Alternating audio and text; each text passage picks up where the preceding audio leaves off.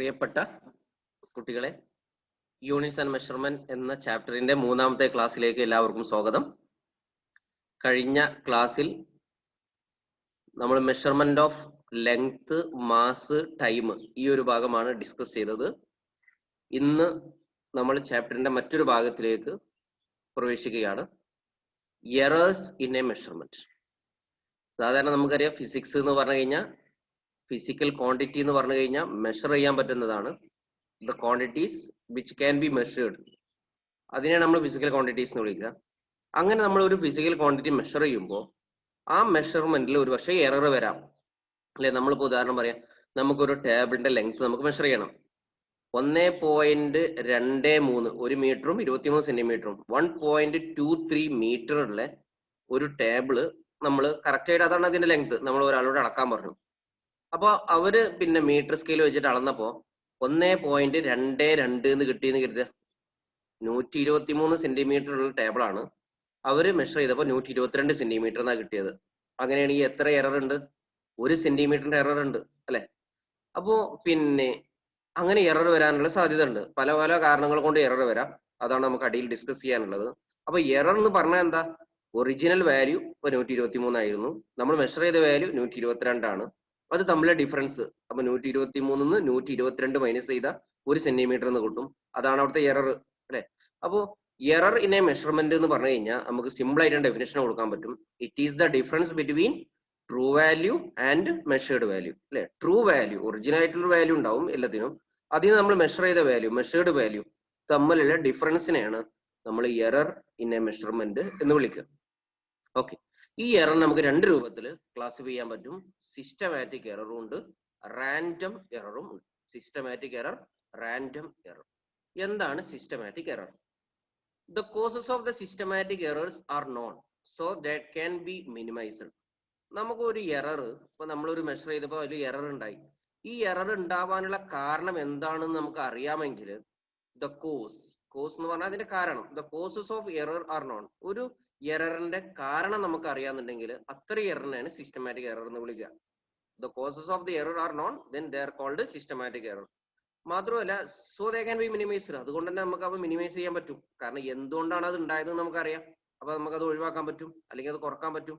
Four example പറയാം, നമുക്ക് source of systematic error are ഒന്ന് ഇൻസ്ട്രുമെന്റൽ എറർ. ഉദാഹരണത്തിന് സിസ്റ്റമാറ്റിക് എററിന് അതിനുള്ള കാരണം ഒന്ന് ഇൻസ്ട്രുമെന്റൽ എറർ ആവാം. ഉദാഹരണം, നിങ്ങളുടെ കയ്യിൽ ഒരു സ്കെയിൽ ഉണ്ട്. ആ സ്കെയിലില് പിന്നെ സ്കെയിലിന് എന്തെങ്കിലും ഒരു പ്രശ്നം ഉണ്ടെന്ന് കരുതുക. സ്കെയിലില് പിന്നെ നമ്മള് വൈൽ മാനുഫാക്ചറിങ്ങിലോ അതിന്റെ കാലിബ്രേഷനിലോ, ഇപ്പൊ ഈ സ്കെയിൽ ഉണ്ടാക്കിയ സമയത്ത് 15 സെന്റിമീറ്ററുള്ള സ്കെയിലാണ്. അത് ഉണ്ടാക്കിയ സമയത്ത് തന്നെ അതിൽ ചെറിയൊരു പ്രശ്നമുണ്ട്, 1 മില്ലിമീറ്ററിന്റെ പ്രശ്നമുണ്ട്. അത് ഉണ്ടാക്കിയ സമയത്ത് തന്നെ, അല്ലെങ്കിൽ അവർ അതിൽ വാല്യൂ കൊടുത്ത സമയത്ത് ഓരോ സെന്റിമീറ്ററിന് ഇടയിൽ 10 വരകൾ ഇങ്ങനെ ഉണ്ടാവണം. അതിന് പകരം ഒരു സ്ഥലത്ത് ഇവിടെ ഒരു 9 വര ഉണ്ടായപ്പോൾ അതിനുള്ള അടുത്ത വാല്യൂ എഴുതിയിട്ടുണ്ട്. അപ്പൊ 1 മില്ലിമീറ്ററിന്റെ പ്രശ്നം അവിടെ ഉണ്ട്. അങ്ങനെ എന്തെങ്കിലുമൊക്കെ പിന്നെ മാനുഫാക്ചറിങ്ങിലോ അല്ലെങ്കിൽ അതിന്റെ കാലിബ്രേഷൻ എന്ന് പറഞ്ഞാൽ നമ്മൾ സ്കെയിൽ ഉണ്ടാക്കി കഴിഞ്ഞാൽ നമ്മൾ ഏത് സാധനം ഉണ്ടാക്കിയാലും വാല്യൂസ് ഇങ്ങനെ കൊടുക്കണം, അല്ലെ? നമ്മളതിലിങ്ങനെ വരകളൊക്കെ വെച്ചിട്ട് അതിന് വാല്യൂ ഇങ്ങനെ കൊടുക്കും. അതിനാണ് കാലിബ്രേഷൻ എന്ന് പറയാം. അപ്പോൾ മാനുഫാക്ചറിങ്ങിലോ കാലിബ്രേഷനിലൊക്കെ എന്തെങ്കിലും ഒരു പ്രശ്നമുണ്ട്. നമ്മൾ ആ സ്കെയിൽ നമ്മൾ കടയിൽ നിന്ന് വാങ്ങി, നമ്മൾ അതുകൊണ്ട് അളക്കുമ്പോൾ നമുക്ക് എപ്പോഴും എറർ വരികയാണ്. അപ്പൊ നമ്മൾ നോക്കി എന്തുകൊണ്ടാണ് എറർ വന്നത്. അപ്പൊ നമ്മൾ പിന്നെ ഇങ്ങനെ നോക്കി ഇങ്ങനെ കണ്ടുപിടിച്ച് നോക്കിയപ്പോൾ നമുക്ക് വളരെ ക്ലോസ്ലി നമ്മൾ അതിനെ ഒബ്സർവ് ചെയ്തപ്പോൾ നമുക്ക് മനസ്സിലായി നമ്മുടെ സ്കെയിലിനാണ് പ്രശ്നം. അതുകൊണ്ടാണ് നമ്മൾ ഏത് വാല്യൂ എടുത്ത്, നമ്മൾ ഏത് സാധനം എടുത്ത് അളക്കുമ്പോഴും നമ്മളെ അളവിന് ഒരു പ്രശ്നം വരാനുള്ള കാരണം എന്തുകൊണ്ടാണ്? നമ്മൾ ഇൻസ്ട്രുമെന്റിനാണ് അതിന്റെ പ്രശ്നം നമുക്ക് മനസ്സിലായി. അപ്പൊ ആ എറർ നമുക്ക് എന്തെങ്കിലും ഉൾപ്പെടുത്താൻ പറ്റും? Instrumental error. ഇത് നമുക്ക് ഇനി ഒഴിവാക്കാൻ പറ്റും. എന്താ ചെയ്താൽ മതി? ആ സ്കെയിൽ മാറ്റിയിട്ട് വേറെ നല്ലൊരു സ്കെയിൽ ഉപയോഗിച്ചാൽ മതി, കറക്റ്റ് ആയിട്ടുള്ള ഒരു സ്കെയിൽ ഉപയോഗിച്ചാൽ മതി. അപ്പോൾ നമുക്ക് ആ എററിനെ അങ്ങനെ നമുക്ക് ഒഴിവാക്കാൻ പറ്റും. ഇതിനെയാണ് സിസ്റ്റമാറ്റിക് എറർ എന്ന് വിളിക്കുക. രണ്ടാമത്തെ ഒരു type, imperfection in experimental technique or procedure. നമ്മൾ പിന്നെ ഒരു സാധനം പിന്നെ മെഷർ ചെയ്യാണ്. അപ്പോ അത് മെഷർ ചെയ്യുമ്പോൾ അതിനൊരു എക്സ്പെരിമെന്റൽ പ്രൊസീജിയർ ഉണ്ടാവും. അത് ചെയ്യാനുള്ള ഒരു പ്രത്യേക മെത്തേഡ് ഉണ്ടാവും. ആ മെത്തേഡ് വഴി തന്നെ ചെയ്യണം. അങ്ങനെ ചെയ്യുമ്പോഴാണ് നമുക്ക് കറക്റ്റ് ആയിട്ട് വാല്യൂ കിട്ടുക. നമ്മൾ അതിന്റെ മെത്തേഡ് മാറ്റി കഴിഞ്ഞാൽ നമുക്ക് ആൻസർ തെറ്റാൻ സാധ്യത ഉണ്ട്. അപ്പൊ പിന്നെ ഒരു എക്സാമ്പിൾ, ഉദാഹരണം, നമുക്ക് പിന്നെ ഒരു മരത്തിന്റെ ഒരു ബ്ലോക്ക്, വുഡൻ ബ്ലോക്ക്, അതിന്റെ ഡെൻസിറ്റി നമുക്ക് കാണണം. ഡെൻസിറ്റി എന്ന് പറഞ്ഞാൽ മാസ് ബൈ വോളിയാണ്. അപ്പൊ നമുക്ക് അതിന്റെ ഡെൻസിറ്റി എങ്ങനെ കാണുക? അതിന്റെ മാസ് കാണണം, എന്നിട്ട് അതിന്റെ വോളിയം കാണണം, എന്നിട്ട് മാസിനെ വോളിയം കൊണ്ട് ഡിവൈഡ് ചെയ്താൽ നമുക്ക് അതിന്റെ ഡെൻസിറ്റി കിട്ടും അല്ലെ, കോൺസെൻട്രേഷൻ കിട്ടും, ഗാഢത ഡെൻസിറ്റി എന്ന് പറഞ്ഞാൽ ഗാഢത കിട്ടും. അപ്പോൾ നമുക്ക് അതിന്റെ ഡെൻസിറ്റി കാണണമെങ്കിൽ മാസ് കാണണം. അപ്പോൾ ഒറിജിനൽ മെത്തേഡ് എന്താ, ആദ്യം മാസ് കാണണം. അപ്പൊ നമ്മൾ മരത്തിന്റെ ബ്ലോക്ക് നമ്മളൊരു കോമൺ ബാലൻസിൽ അല്ലെ ഒരു ത്രാസിൽ വെച്ചു, അതിന്റെ വെയിറ്റ് അതിന്റെ നമ്മൾ മാസ് നമ്മൾ കണ്ടുപിടിച്ചു. അപ്പൊ മാസ് കിട്ടി. പിന്നെ നമ്മൾ അതിന്റെ വോളിയം കണ്ടുപിടിക്കണം. വോളിയം കണ്ടുപിടിക്കാൻ വേണ്ടി നമ്മൾ ചെയ്യുന്നത് ഒരു എക്സാമ്പിൾ പറയാം, ഒരു വുഡൻ ബ്ലോക്ക് ആയതുകൊണ്ട് നമ്മൾ പിന്നെ ഒരു എന്താ പറയാ ഒരു ഫ്ലാസ്ക് ഒരു പിന്നെ പാത്രം എടുത്തു, ഒരു ഗ്ലാസ് വെസൽ എടുത്തു.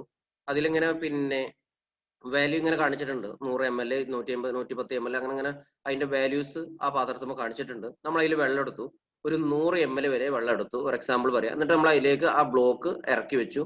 അപ്പൊ അതിന്റെ വെള്ളം കുറച്ച് പൊന്തും. എത്രയാണോ പൊന്തിയത് നോക്കി കഴിഞ്ഞാൽ അതായിരിക്കും നമുക്ക് ഈ ബ്ലോക്സിന്റെ വോളിയം കിട്ടുക അല്ലെ. അപ്പൊ അങ്ങനെ നമ്മൾ മരത്തിന്റെ ബ്ലോക്കിന്റെ വോളിയം കാണാനുള്ള നമുക്ക് അതാണ് നമ്മുടെ കയ്യിലുള്ള സാധനങ്ങൾ. അപ്പോൾ നമ്മൾ അതിന് മാസ് കണ്ടു. എന്നിട്ട് നമ്മളത് വെള്ളത്തിൽ ഇറക്കി വെക്കുന്നതിന് മുമ്പ് നമ്മൾ പിന്നെ ഫ്ലാസ്കിൽ നമ്മൾ ആ പാത്രത്തിൽ വെസലില് വെള്ളം എടുത്തിട്ട് വെള്ളത്തിന്റെ അളവ് നോട്ട് ചെയ്തു. അതിലേക്ക് നമ്മൾ ആ വുഡിന്റെ ബ്ലോക്ക് ഇറക്കി വെച്ചു. എന്നിട്ട് നമ്മൾ വീണ്ടും വെള്ളം എത്ര ഉയർന്നു നോക്കിയിട്ട് ആ അളവ് നമ്മൾ മെഷർ ചെയ്ത് നമ്മൾ നോട്ട് ചെയ്ത് റെക്കോർഡ് ചെയ്ത് വെച്ചു. എന്നിട്ട് നമ്മൾ അതിൽ നിന്ന് മൈനസ് ചെയ്ത് കഴിഞ്ഞാൽ നമുക്ക് ഈ സാധനത്തിന്റെ വോളിയം കിട്ടും. അങ്ങനെ നമ്മൾ അതിന്റെ വോളിയം കണ്ടു, മാസിനെ വോളിയം കൊണ്ട് ഡിവൈഡ് ചെയ്താൽ നമുക്ക് ഡെൻസിറ്റി കിട്ടും. ഇതാണ് നമ്മൾ ചെയ്യേണ്ടത്. ഇങ്ങനെ ചെയ്യുന്നതിന് പകരം ഒരാള് ആദ്യം തന്നെ വെള്ളത്തിലേക്ക് ഇറക്കി വെച്ചു എന്ന് കരുതുക. ആദ്യം തന്നെ വോളിയം കണ്ടു. ആദ്യം മാസ് കണ്ടിട്ടാണ് വോളിയം കാണേണ്ടത്. അതിന് പകരം ഈ കുട്ടി ആദ്യം വോളിയം കണ്ടു. ഇങ്ങനെ വെള്ളം പിന്നെ പാത്രത്തിൽ വെള്ളം എടുത്ത് വെള്ളത്തിന്റെ അളവ് നോട്ട് ചെയ്തു. അതിലേക്ക് നമ്മൾ ആ വുഡിന്റെ ബ്ലോക്ക് ഇറക്കി വെച്ചു. എന്നിട്ട് അതിൽ നിന്ന് പിന്നെ അതിന്റെ വോളിയം കണ്ടുപിടിച്ചു. വോളിയം കണ്ടുപിടിച്ചതിന് ശേഷമാണ് ഇത് മാസ് കാണാൻ പോകുന്നത്. അങ്ങനെ മാസും കണ്ടു. ഒരുപക്ഷെ ഡെൻസിറ്റി കാണുമ്പോൾ ആൻസർ തെറ്റും. എന്താ കാരണം, വെള്ളത്തിലേക്ക് ഇറക്കി വെക്കുമ്പോൾ ഒരുപക്ഷെ ഈ വുഡൻ ബ്ലോക്ക് കുറച്ച് വെള്ളം അബ്സോർബ് ചെയ്യും അല്ലെ. വെള്ളം മരത്തിന്റെ കട്ട എന്നൊക്കെ പറഞ്ഞാൽ വെള്ളം കുടിക്കും. അപ്പൊ ഇത് വെള്ളം കുറച്ച് അബ്സോർബ് ചെയ്യും. അങ്ങനെ വെള്ളം അബ്സോർബ് ചെയ്തതിനു ശേഷം അപ്പൊ വെള്ളം കുടിച്ച മരത്തിന്റെ കട്ടയാണ് നമ്മളെ വെള്ളത്തിൽ നിന്ന് പൊക്കുമ്പോൾ അതിനുണ്ടാവുക. അതിന്റെ മാസ് കാണുമ്പോൾ നേരത്തെ നമ്മളതിന് മാസ് കാണുന്നതിന് വ്യത്യാസമായ ഒരു വാല്യൂ ആയിരിക്കും കിട്ടുക. കാരണം ഇത് വെള്ളം കൂടി അബ്സോർബ് ചെയ്തിട്ടുണ്ട്. അപ്പൊ അതിന്റെ മാസിലും മാറ്റം ഉണ്ടാവും. അപ്പോൾ ഇവിടെ പിന്നെ നമ്മൾ ഡെൻസിറ്റി കാണുമ്പോൾ വുഡിന്റെ ഡെൻസിറ്റി നമുക്ക് കിട്ടൂല, വേറെ ഡെൻസിറ്റിയാണ് കിട്ടുക. കാരണം എന്താ, ഇംപെർഫെക്ഷൻ ഇൻ എക്സ്പെരിമെന്റൽ പ്രൊസീജിയർ ആണ്. ഈ എക്സ്പെരിമെന്റ് ചെയ്യേണ്ട ഒരു പ്രൊസീജിയർ ഉണ്ടായിരുന്നു, അതിൽ ഇംപെർഫെക്ഷൻ വന്നു. നമ്മൾ ഉപയോഗിച്ച ഇൻസ്ട്രുമെന്റിനൊന്നും ഒരു പ്രശ്നമില്ല, നമ്മൾ കോമൺ ബാലൻസിനോ നമ്മൾ ഉപയോഗിച്ച വേറെ ഒരു സാധനത്തിനും പ്രശ്നമില്ല. പക്ഷെ നമ്മൾ എക്സ്പെരിമെന്റൽ പ്രൊസീജിയറിന് അല്ലെങ്കിൽ എക്സ്പെരിമെന്റൽ ടെക്നിക്കിന് അവിടെ പ്രശ്നമുണ്ട്. ഇതാണ് രണ്ടാമത്തെ ടൈപ്പ് എറർ. അപ്പൊ നമുക്ക് ഇത് പിന്നെ മനസ്സിലായി കഴിഞ്ഞാൽ നമ്മൾ എന്തുകൊണ്ടാണ് നമുക്ക് എറർ ഉണ്ടായത് നമുക്ക് അറിയാൻ പറ്റും. കാരണം എന്താ, നമ്മൾ ചെയ്ത പ്രൊസീജിയർ ആണ് തെറ്റ്. ഈ ഒരു ഭാഗം നമുക്ക് അറിയാന്നുണ്ടെങ്കിൽ നമുക്കത് പിന്നെ മിനിമൈസ് ചെയ്യാൻ പറ്റും. മറ്റൊന്ന് പേഴ്സണൽ എറർ ആണ്. പേഴ്സണൽ എറർ എന്ന് പറഞ്ഞു കഴിഞ്ഞാൽ ചില പിന്നെ നമ്മൾക്ക് ഒരു വ്യക്തിക്ക് ഉണ്ടാകുന്ന എററുകൾ, അത് അവരുടെ പിന്നെ ചിലപ്പോൾ അവരെ കണ്ണിനുള്ള പ്രശ്നം കൊണ്ടാവാം, അല്ലെങ്കിൽ അവർക്ക് എക്സ്പെരിമെന്റ് ചെയ്ത് കണ്ടുള്ള എക്സ്പീരിയൻസ് ഇല്ലാത്തതുകൊണ്ടുള്ള പ്രശ്നമാവാം. അപ്പോൾ അതൊക്കെ ഉള്ള എററിനെ നമ്മൾ പേഴ്സണൽ എറർ എന്ന് വിളിക്കുക.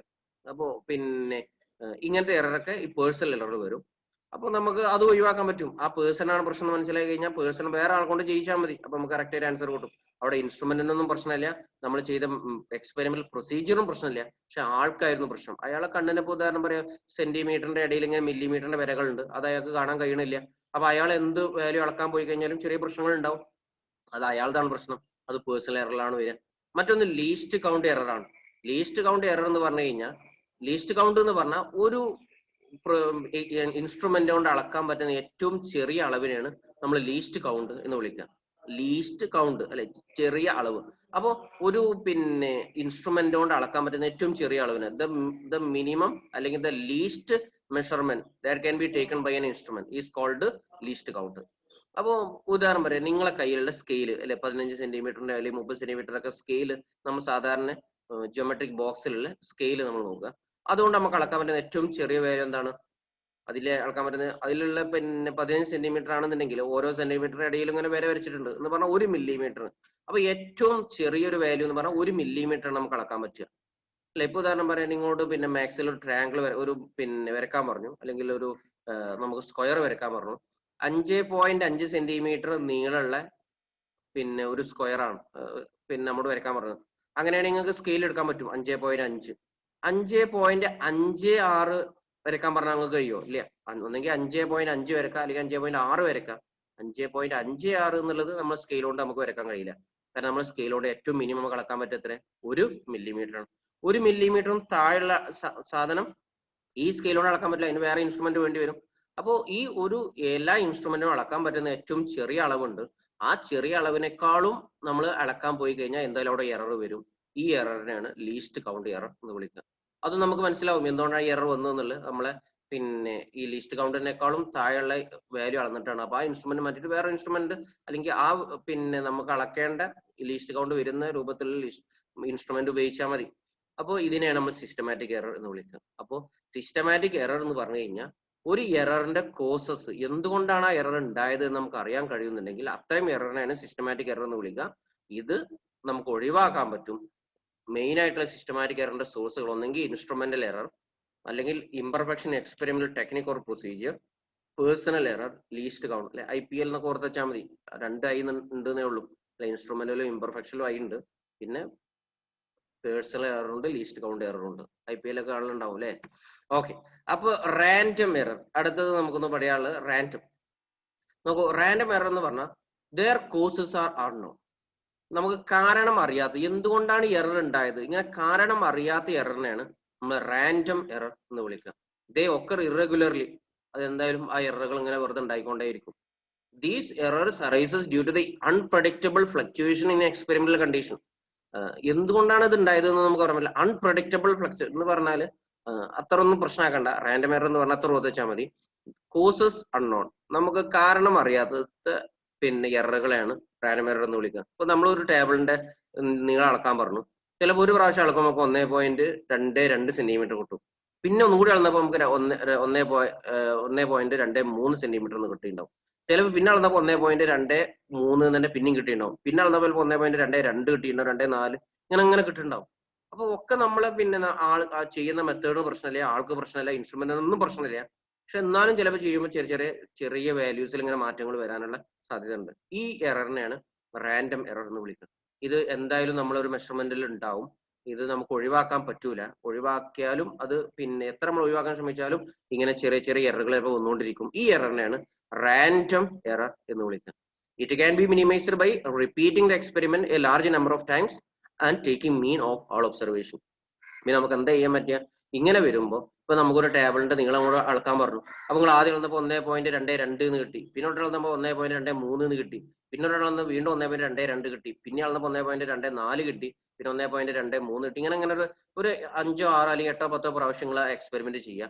എന്നിട്ട് എല്ലാം കൂടി ഒരു മീൻ എടുക്കുക, അതിന്റെ ഒരു ആവറേജ് എല്ലാം കൂടി കൂട്ടിയിട്ട് എണ്ണം കൊണ്ട് ഡിവൈഡ് ചെയ്ത് അതിന്റെ ഒരു ആവറേജ് കിട്ടും. അതായിരിക്കും കറക്റ്റ് വാല്യൂ എന്ന് നമുക്ക് അറിയാൻ പറ്റും. അപ്പോൾ ഇതാണ് ഇറ്റ് ക്യാൻ ബി മിനിമൈസ്ഡ്. അപ്പൊ റാൻഡം എറർ നമുക്ക് ഒഴിവാക്കാൻ പറ്റൂല. പിന്നെ നമുക്ക് എങ്ങനെ കുറക്കാൻ പറ്റുക, ബൈ റിപ്പീറ്റിംഗ് ദ എക്സ്പെരിമെന്റ്. നമ്മളെ പരീക്ഷണം A large number of times repeat ചെയ്യുക, ഒരുപാട് പ്രാവശ്യം ഇതിങ്ങനെ റിപ്പീറ്റ് ചെയ്യുക, നമ്മൾ വീണ്ടും ചെയ്യുക. എന്നിട്ടോ and taking mean of all observation, എന്നിട്ട് എല്ലാത്തിനും കൂടി ഒരു ആവറേജ്, ഒരു മീന് കണ്ടുപിടിക്കുക. ഇങ്ങനെയാണ് നമുക്കത് ഒഴിവാക്കാൻ പറ്റുക, അല്ലെങ്കിൽ കുറക്കാൻ പറ്റും. അപ്പൊ നമ്മൾ എറർ എന്താന്നുള്ളതാണ് പറഞ്ഞത്. എററിനെ നമുക്ക് 2 രൂപത്തിൽ ക്ലാസിഫൈ ചെയ്യാന്ന് പറഞ്ഞു. സിസ്റ്റമാറ്റിക് എററും ഉണ്ട്, റാൻഡം എററും ഉണ്ട്. ക്ലിയർ ആണല്ലോ. അപ്പൊ what is error? The difference between ഏതൊക്കെ തമ്മിലാണ്? True value and measured value, അല്ലെ? ഒറിജിനൽ വാല്യൂവും അതിന്റെ മെഷേർഡ് വാല്യൂവും തമ്മിലുള്ള ഡിഫറൻസിനെയാണ് എറർ എന്ന് വിളിക്കുക. It can B 2 types, systematic error and random error. Systematic error എന്ന് പറഞ്ഞാൽ നമുക്ക് കാരണം അറിയാവുന്നത്, their causes are unknown. പിന്നെ കോസസ് ആർ നോൺ, അതിനെയാണ് നമ്മൾ സിസ്റ്റമാറ്റിക് എറർ എന്ന് വിളിക്കുക. റാൻഡം എറർ എന്ന് പറഞ്ഞാൽ ദ കോസസ് ആർ അൺനോൺ, കാരണം അറിയാത്തതിനെയാണ് റാൻഡം എറർ എന്ന് വിളിക്കുക. സിസ്റ്റമാറ്റിക് എററിന്റെ ഡിഫറെന്റ് സോഴ്സ് നമുക്ക് പറഞ്ഞു. പിന്നെ റാൻഡം എറർ നമുക്ക് എങ്ങനെ മിനിമൈസ് ചെയ്യാം. ഈ നമ്മൾ ഇവിടെ അടിയിൽ പറഞ്ഞ ഈ പോയിന്റ് ഒന്ന് ഓർത്ത് വെക്കണേ, പരീക്ഷകരോട് ചോദിച്ചിട്ടുണ്ട് റാൻഡം എറർ എങ്ങനെയാണ് ഒഴിവാക്കുക എന്നുള്ളത്. It can be minimised by repeating the experiment a large number of times and taking mean of all observation. Okay, ഇനി എററുമായി ബന്ധപ്പെട്ട ചില ടേംസുകളാണ് നമ്മൾ പറയുന്നത്. ഈ ഒരു ഭാഗം കൊടുത്ത് നമ്മൾ ഇന്നത്തെ ക്ലാസ് നിർത്തും. എററുമായി ബന്ധപ്പെട്ട ചില ടേമുകൾ, അതിലൊന്നാണ് true value, absolute error, mean absolute error, relative error അല്ലെങ്കിൽ ഫ്രാക്ഷണൽ എറർ, മറ്റൊന്ന് പെർസെന്റേജ് എറർ. ഓരോന്ന് നോക്കാം. ആദ്യത്തെ ട്രൂ വാല്യൂ. ട്രൂ വാല്യൂ എന്ന് പറഞ്ഞാൽ ഒറിജിനൽ ആയിട്ടുള്ള വാല്യൂ. അപ്പൊ നമുക്കിപ്പോ നിങ്ങളോട് പിന്നെ ഒരു ടേബിളിന്റെ ട്രൂ വാല്യൂ കണ്ടുപിടിക്കാൻ പറഞ്ഞു. അപ്പൊ എങ്ങനെയാ നിങ്ങൾക്ക് ട്രൂ വാല്യൂ തന്നിട്ടില്ല, ഒറിജിനൽ വാല്യൂ തന്നിട്ടില്ല. തന്നിക്കണമെങ്കിൽ അത് നേരെ ട്രൂ വാല്യൂ ഉപയോഗിച്ചാൽ മതി. ഒരു ടേബിളിന്റെ ലെങ്ത് ഇത്രയാണെന്ന് തന്നാൽ അതായിരിക്കും ട്രൂ വാല്യൂ. ചിലപ്പോൾ അങ്ങനെ തരില്ല, നേരെ മറിച്ച് നമ്മൾ തന്നെ കണ്ടുപിടിക്കണം ട്രൂ വാല്യൂ. അങ്ങനെയാണ് എന്ത് ചെയ്യേണ്ടി, നമ്മൾ അത് മെഷർ ചെയ്യുമ്പോൾ എന്തായാലും എറർ വരും. ഏത് എററാ വരിക? റാൻഡം എറർ അല്ലെ, എന്തായാലും ഉണ്ടാവും നമ്മൾ പറഞ്ഞു. അപ്പൊ റാൻഡം എറർ ഒഴിവാക്കണേ എന്ത് ചെയ്യണം? നമ്മൾ ഒരുപാട് പ്രാവശ്യം എക്സ്പെരിമെന്റ് റിപ്പീറ്റ് ചെയ്തിട്ട് അതിന്റെ ആവറേജ് എടുക്കണം, മീൻ എടുക്കണം. ഈ മീനാണ് അതിന്റെ true value. So the arithmetic mean of A large number of readings of a quantity. അപ്പോൾ ഒരു ക്വാണ്ടിറ്റിയുടെ പിന്നെ ഒരുപാട് പ്രാവശ്യം നമ്മൾ എക്സ്പെരിമെന്റ് റിപ്പീറ്റ് ചെയ്തിട്ട് ആ കിട്ടിയ ഒബ്സർവേഷന്റെ ഒക്കെ അരിതമെറ്റിക് മീൻ നമ്മൾ എടുക്കുമ്പോൾ ആ കിട്ടുന്ന സാധനത്തിനെയാണ് ട്രൂ വാല്യൂ എന്ന് വിളിക്കുക. ഉദാഹരണം പറയാം, ഒരു ടേബിളിന്റെ ലെങ്ത് 122, ആദ്യ പ്രാവശ്യം 122 സെന്റിമീറ്റർ കിട്ടി, പിന്നെ 123, 120, 124, 122, 121, ഇങ്ങനെ ഒരു 5-6 വാല്യൂസ് കിട്ടി. അതിന്റെ ട്രൂ വാല്യൂ എത്ര? ഇതൊക്കെ പാടെ കൂട്ടിയിട്ട് എണ്ണം കൊണ്ട് ഡിവൈഡ് ചെയ്യാം, അപ്പം നമുക്ക് അതിന്റെ ട്രൂ വാല്യൂ കിട്ടും. ക്ലിയർ? രണ്ടാമത് ആബ്സല്യൂട്ട് എറർ, മറ്റൊരു ടേം ആണ് ആബ്സല്യൂട്ട് എറർ. ആബ്സല്യൂട്ട് എറർ എന്ന് പറഞ്ഞാൽ the magnitude of the difference between the true value and the measured value of a quantity. ഒരു ക്വാണ്ടിറ്റിയുടെ ട്രൂ വാല്യൂവും മെഷേർഡ് വാല്യൂവും നമ്മൾ ഡിഫറൻസിനെയാണ് ആബ്സല്യൂട്ട് എറർ എന്ന് വിളിക്കുക. ഇപ്പൊ ഉദാഹരണം, നമ്മൾ ടേബിളിന്റെ ലെങ്ത് നമ്മളിങ്ങനെ പിന്നെ കുറെ വാല്യൂസ് നമുക്ക് തോന്നും, 120, 121, 122, 123, 124, 125. ഫോർ എക്സാമ്പിൾ നമ്മളൊരു ഓർഡറിൽ പറയാണ്, നമ്മളോട് അതിന്റെ മീന് കാണാൻ പറഞ്ഞു. അപ്പൊ 120, 121, 122, 123, 124, 125 അല്ലെങ്കിൽ പിന്നെ അല്ലെങ്കിൽ 126. അപ്പൊ നമുക്ക് ഒരുവിടെ പിന്നെ 123 ഒക്കെ അതിന്റെ ഒരു ആവറേജ് എടുക്കുക നമ്മള്. അപ്പൊ ആവറേജ് 123 കിട്ടും. അപ്പൊ 123 ആണ് നമുക്ക് അതിന്റെ ട്രൂ വാല്യൂ വരിക. ഈ വാല്യൂസിന്റെ ഒക്കെ ആവറേജ് എടുത്താണ് ഒക്കെ അവിടെ കൂട്ടി എണ്ണം കൊണ്ട് ഡിവൈഡ് ചെയ്തപ്പോൾ 123 കിട്ടി. അപ്പൊ ഇതാണ് അതിന്റെ ട്രൂ വാല്യൂ. ഇനി ആബ്സല്യൂട്ട് എറർ എങ്ങനെയാണ് കാണുക? The magnitude of the difference between the true value. അപ്പോൾ ട്രൂ വാല്യൂ 123 ആണ്. ആദ്യത്തെ വാല്യൂ എത്ര? 120 ആണ്. അപ്പൊ 120 മൈനസ് 123, അപ്പൊ എത്ര കിട്ടി? 3 കിട്ടി. അതിന്റെ മാഗ്നിറ്റ്യൂഡ് എടുത്താൽ മതി, പ്ലസ് മൈനസ് നിങ്ങൾ നോക്കണ്ട, വലുതെന്ന് അപ്പോഴും ചെറുത് മൈനസ് ചെയ്താൽ മതി. അപ്പൊ 123 120 മൈനസ് ചെയ്താൽ 3 സെന്റിമീറ്റർ എന്ന് കിട്ടി. അതാണ് ഒന്നാമത്തെ റീഡിങ്ങിന്റെ ആബ്സല്യൂട്ട് എറർ. ഇനി 121 എന്നുള്ള രണ്ടാമത്തെ റീഡിങ്ങിന്റെ ആബ്സല്യൂട്ട് എറർ എങ്ങനെ കിട്ടുക? 123 അതാണ് ട്രൂ വാല്യൂ, അതിൽ 121 രണ്ടാമത്തെ മെഷേർഡ് വാല്യൂ മൈനസ് ചെയ്യാം. അപ്പൊ എത്ര കിട്ടി? 2 സെന്റിമീറ്റർ എന്ന് കിട്ടി. ഇതാണ് രണ്ടാമത്തിന്റെ ആബ്സല്യൂട്ട് എറർ. മൂന്നാമത്തെ 122 ആണ്. 122 123 ഡിഫറൻസ് എടുക്കുക, എത്ര? 1 എന്ന് കിട്ടും. അതാണ് മൂന്നാമത്തെ വാല്യൂവിന്റെ ആബ്സല്യൂട്ട് എറർ. അടുത്തത് പിന്നെ 123 തന്നെയാണ്. 123 മൈനസ് ചെയ്താൽ 0, അതാണ് അടുത്ത റീഡിങ്ങിന്റെ ആബ്സല്യൂട്ട് എറർ. 124 ആണ് അടുത്ത വാല്യൂ. 124 123 മൈനസ് ചെയ്താൽ 1, അപ്പോൾ 1 സെന്റിമീറ്റർ തന്നെയാണ് അതിന്റെ ആബ്സല്യൂട്ട് എറർ. ആബ്സല്യൂട്ട് എറർ എപ്പോഴും പോസിറ്റീവേ ഉണ്ടാവുള്ളൂ, വലുതെന്ന് ചെറുത് മൈനസ് ചെയ്താൽ മതി. ഓക്കെ, അപ്പോൾ അതാണ് പിന്നെ ആബ്സല്യൂട്ട് എറർ. നമുക്കൊരു പ്രോബ്ലം ചെയ്ത് നോക്കാം ഈ ക്ലാസ് കഴിഞ്ഞിട്ട്, അപ്പൊ നമുക്ക് ഒന്നുകൂടി ക്ലിയർ ആവും. അപ്പൊ ആബ്സല്യൂട്ട് എറർ ആണ് നമ്മൾ പറഞ്ഞത്. മറ്റൊന്ന് മീൻ ആബ്സല്യൂട്ട് എറർ. എങ്ങനെ മീൻ ആബ്സല്യൂട്ട് എറർ കാണാം? It is the mean of all absolute error. നമ്മളിങ്ങനെ ഓരോ പ്രാവശ്യം ആബ്സല്യൂട്ട് എറർ കണ്ടു. ഇപ്പൊ നേരത്തെ നമ്മൾ ആദ്യം പിന്നെ 3 സെന്റിമീറ്റർ കിട്ടി ഒന്നാമത്തെ റീഡിങ്ങിന്റെ ആബ്സല്യൂട്ട് എറർ. രണ്ടാമത്തെ റീഡിങ്സിന്റെ ആബ്സല്യൂട്ട് എറർ 2 സെന്റിമീറ്റർ കിട്ടി. മൂന്നാമത്തെ റീഡിങ്ങിന്റെ ആബ്സല്യൂട്ട് എറർ 1 സെന്റിമീറ്റർ കിട്ടി. അടുത്തിന്റെ 0 കിട്ടി, വീണ്ടും 1 കിട്ടി, 2 കിട്ടി, 3 കിട്ടി. അപ്പോൾ നമുക്ക് പിന്നെ ഇതൊക്കെ പാടെ കൂട്ടുക. അപ്പൊ നമുക്ക് എത്ര കിട്ടുക? 3 2 5 6 6 6 12 12 എന്ന് കിട്ടി. അതാണ് പിന്നെ ഒക്കെ പാടെ കൂട്ടിയത്. അതിനെ നമ്മൾ എണ്ണം കൊണ്ട് ഡിവൈഡ് ചെയ്ത എണ്ണം 6 അപ്പൊ 6 കൊണ്ട് ഡിവൈഡ് ചെയ്യുക. അപ്പൊ നമുക്ക് എന്താ കിട്ടി? 2 എന്ന് കിട്ടും. ഇതാണ് മീൻ ആബ്സല്യൂട്ട് എറർ എന്ന് പറഞ്ഞാൽ ഓരോ ആബ്സല്യൂട്ട് എററും കൂടി കൂട്ടിയിട്ട് എല്ലാ ആബ്സല്യൂട്ട് എററുകളും കൂടി കൂട്ടിയിട്ട് എണ്ണം കൊണ്ട് ഡിവൈഡ് ചെയ്യുക എന്ന് പറഞ്ഞാൽ ഈ ആബ്സല്യൂട്ട് എററിന്റെ മീൻ എടുക്കുക. അതിനാണ് എന്ത് വിളിക്കുക? മീൻ ആബ്സല്യൂട്ട് എറർ എന്ന് വിളിക്കുക. Okay, mean absolute error. അടുത്തൊന്ന് പിന്നെ റിലേറ്റീവ് എറർ. റിലേറ്റീവ് എറർ അല്ലെങ്കിൽ ഫ്രാക്ഷണൽ എറർ. റിലേറ്റീവ് എറർ അല്ലെങ്കിൽ ഫ്രാക്ഷണൽ എറർ എന്ന് പറഞ്ഞാൽ it is the ratio of mean absolute error to the mean value of a quantity. അതിനാണ് relative error എന്ന് വിളിക്കുക. അപ്പൊ റിലേറ്റീവ് എറർ എന്ന് പറഞ്ഞാൽ it is the ratio of mean absolute error. Mean absolute error ഇപ്പൊ നേരത്തെ പറഞ്ഞില്ലേ മീൻ ആബ്സല്യൂട്ട് എറർ. ആ മീൻ ആബ്സല്യൂട്ട് എററിനെ അതിന്റെ ട്രൂ വാല്യൂ കൊണ്ട് അല്ലെങ്കിൽ അതിന്റെ മീൻ വാല്യൂ കൊണ്ട് ഡിവൈഡ് ചെയ്യാം. സാധാരണ നമ്മൾ റിലേറ്റീവ് എററിന് നമ്മൾ ഡെൽറ്റ, മീൻ ആബ്സല്യൂട്ട് എറർ നമ്മൾ ഡെൽറ്റ എന്നാ കൊടുക്കുക. ഡെൽറ്റ എ എന്നുള്ള ക്വാണ്ടിറ്റി ആണ് ഡെൽറ്റ എ, ഫോഴ്സ് ആണ് ഡെൽറ്റ എഫ് എന്ന് എഴുതാം, വെലോസിറ്റി ആണ് ഡെൽറ്റ വി എന്ന് കൊടുക്കാം. ഓക്കെ, പിന്നെ നമ്മൾ അങ്ങനെ ഉപയോഗിക്കുന്ന ലെറ്റർ മൊമെന്റ് ആണ് ഡെൽറ്റ പി എന്ന് എഴുതാൻ പറ്റും, മൊമെന്റത്തിലെ എറർ. അപ്പോൾ മീൻ ആബ്സല്യൂട്ട് എറർ നമ്മൾ ഡെൽറ്റ എന്നുള്ള ലെറ്റർ ആണ് സാധാരണ ഉപയോഗിക്കുക. അപ്പോൾ മീൻ ആബ്സല്യൂട്ട് എറർ ഡെൽറ്റ എ എന്നുള്ള ക്വാണ്ടിറ്റി ആണ്. ഡെൽറ്റ എനെ ഏതും ഡിവൈഡ് ചെയ്യാം, ആബ്സല്യൂട്ട് അതിന്റെ ഒറിജിനൽ വാല്യൂ ഉണ്ട്. ഒറിജിനൽ വാല്യൂ എന്ന് പറഞ്ഞാൽ ട്രൂ വാല്യൂ അല്ലെങ്കിൽ മീൻ വാല്യൂ, അതുകൊണ്ട് ഡിവൈഡ് ചെയ്യുമ്പോൾ കിട്ടുന്ന സാധനത്തിനാണ് റിലേറ്റീവ് എറർ എന്ന് വിളിക്കുക. ഒരു പ്രോബ്ലം ചെയ്താൽ നമുക്ക് അതൊക്കെ മനസ്സിലാവും. ഇതിങ്ങനെ വാട്ട് ഈസ് റിലേറ്റീവ് എറർ എന്നല്ല ചോദിക്കുക, പ്രോബ്ലം ചെയ്യാൻ കഴിയുക, അതാണ് നമ്മൾ ഉദ്ദേശിക്കുന്നത്. മറ്റൊന്ന് പെർസെന്റേജ് എറർ. അവസാനമായിട്ട് നമുക്ക് പറയാനുള്ളത് പെർസെന്റേജ് എറർ. പെർസെന്റേജ് എറർ എന്ന് പറഞ്ഞാൽ relative error expressed in percentage, അതിനെയാണ് പെർസെന്റേജ് എറർ എന്ന് വിളിക്കുക.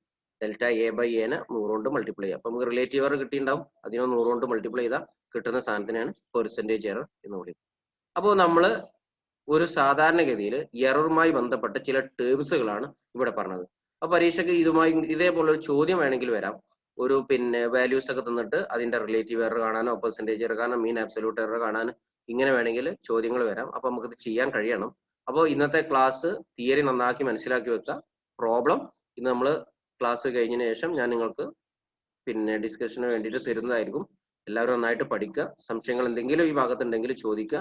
Okay, thank you.